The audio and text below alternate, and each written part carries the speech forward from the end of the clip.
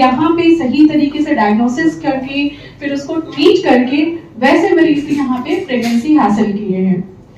इस 1 साल में हमने काफ़ी सारी फ्री कैंप्स भी किए हैं, निःशुल्क सलाहें हमने दी हैं काफ़ी सारी मरीजों को, जिनको सेल्फ से कंसीव करा सकते थे, सेल्फ से प्रेगनेंसी करा सकते थे, उन्होंने खुद भी कंसीव किया। ऐसा नहीं है कि सबको। मैं यही बोलूँगी कि एक डॉक्टर होने के साथ साथ मैं एक महिला भी हूँ। जब किसी महिला को या फिर कपल को प्रेगनेंसी बच्चा नहीं होता है तो ये बहुत दुख की बात, तकलीफ की बात होती है। ऐसा नहीं है कि बच्चे नहीं हैं तो वो जीने या मरने की बात हो जाती है, लेकिन जीवन में बच्चा होना एक अपनी जगह रखता है, तो वो जो तकलीफ होती है वो मैं समझ सकती हूँ।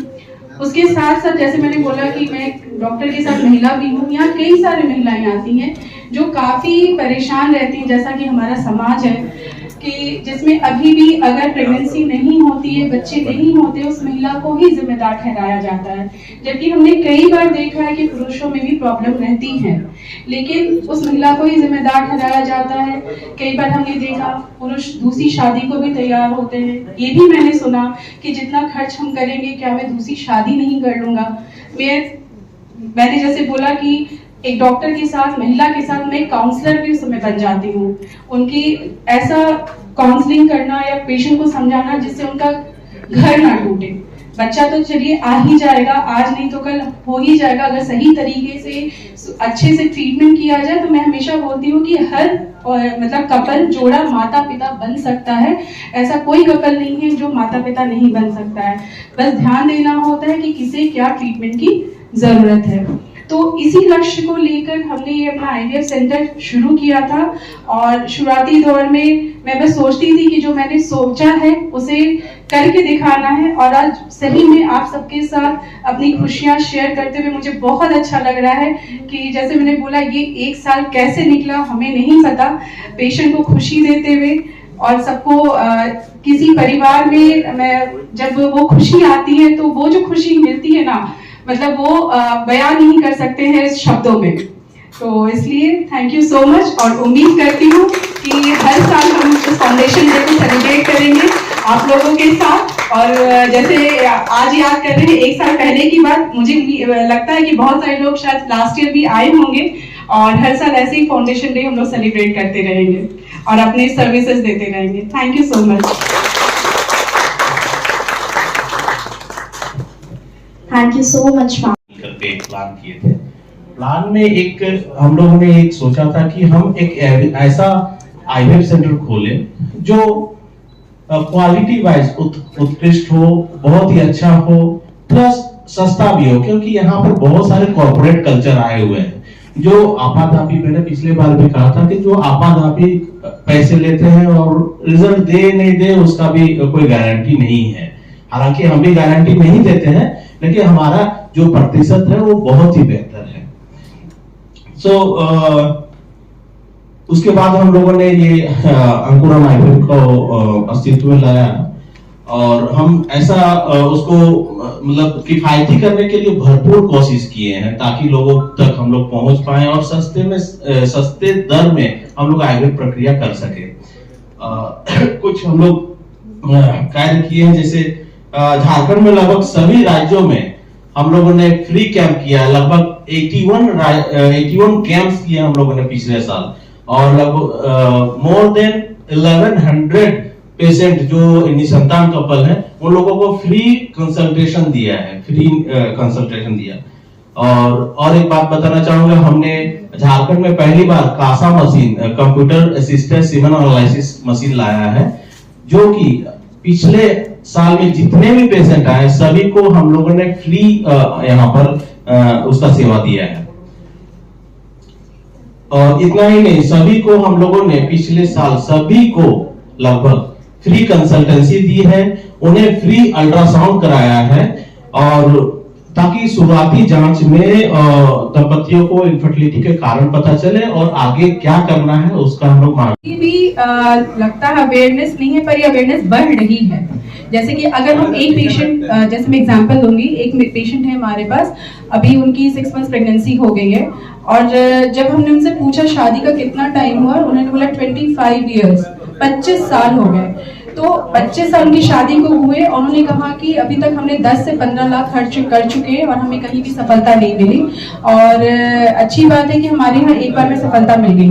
तो अब जैसे मैं बताना चाहूंगी कि ये जो पेशेंट जिसने 25 साल अपनी जीवन का इन्होंने गंवाया, कम से कम ये नेक्स्ट अवेयरनेस वो बढ़ाएंगे। मैं हमेशा बोलती हूँ कि जो गलतियां आपने की वो नेक्स्ट ना करें, तो इसलिए आप ये अवेयरनेस अपने तरीके से बढ़ाइए। तो डेफिनेटली अवेयरनेस कम है, पर धीरे धीरे ये अवेयरनेस बढ़ रही है। इसी अवेयरनेस को बढ़ाने के लिए हम लोग निःशुल्क कैंप्स कर रहे हैं, फ्री सुविधाएं दे रहे हैं।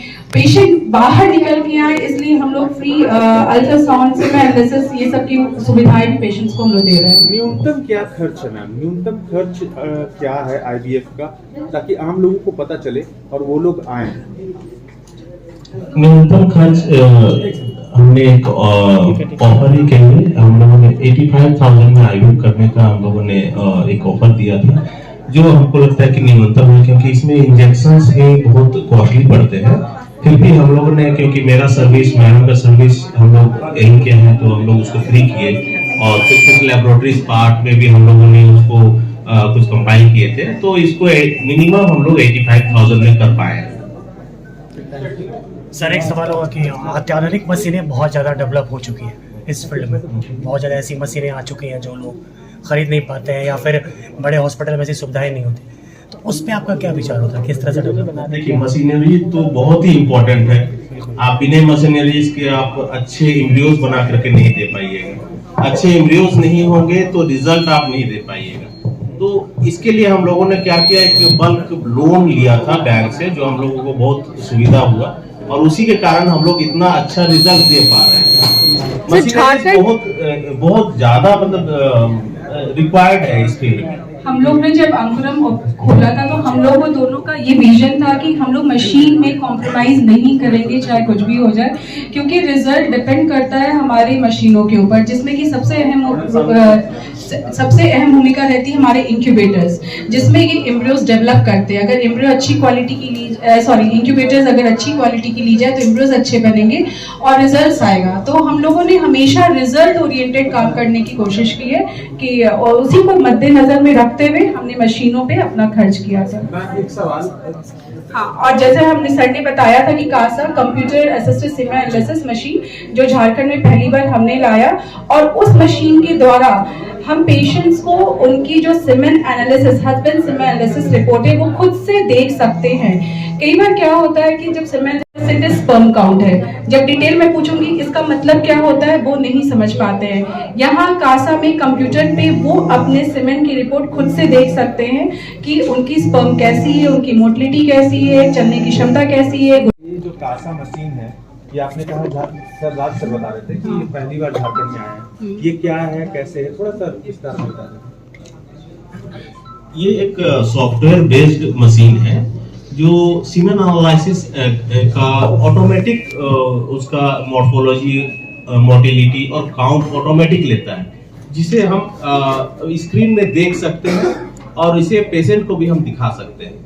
ये ऑटोमेटिक डाटा इंटरप्रेटर है। तो झारखंड में ये पहली बार आया है? झारखंड में ये पहली बार आया है। इससे पहले राजधानी में और भी आईवीएफ सेंटर हैं, तो क्या वहाँ मौजूद है? नहीं, ये सुविधा उनको मौजूद नहीं है। और सबसे बड़ी बात कि ये सिर्फ हमने फ्री सबको दिया है। लास्ट ईयर हमने सबको ये कासा मशीन से ही सीमेन एनालिसिस करके फ्री सुविधा दी है। सर, झारखंड के विभिन्न जिलों में आपने कैंप किया है, किस तरह के चैलेंजेस आपको फेस करने पड़े और क्या लगता है ग्राउंड लेवल पे कितना काम अभी बाकी है? कासा में सिंपल मुझे लगता है अवेयरनेस की बहुत कमी है और जिसके कारण मुझे लगता है अवेयरनेस की बहुत कमी है। हम लोग ने वहाँ जाने से पहले बहुत तरीके से हम लोग मीडिया के थ्रू या फिर वहाँ पर पैम्पलेट बंटवाते हैं या माइकिंग भी करवाते हैं, लेकिन फिर भी पेशेंट इस बात को समझने को तैयार नहीं है कि इनफर्टिलिटी का इलाज है। हम लोगों ने प्रयास करके जो भी पेशेंट आते हैं उनको ये बताने की कोशिश किया कि इसका इलाज है। अवेयरनेस बहुत जरूरी है, जिसका जिम्मेदारी आप लोग पे है। ठीक है, थैंक यू।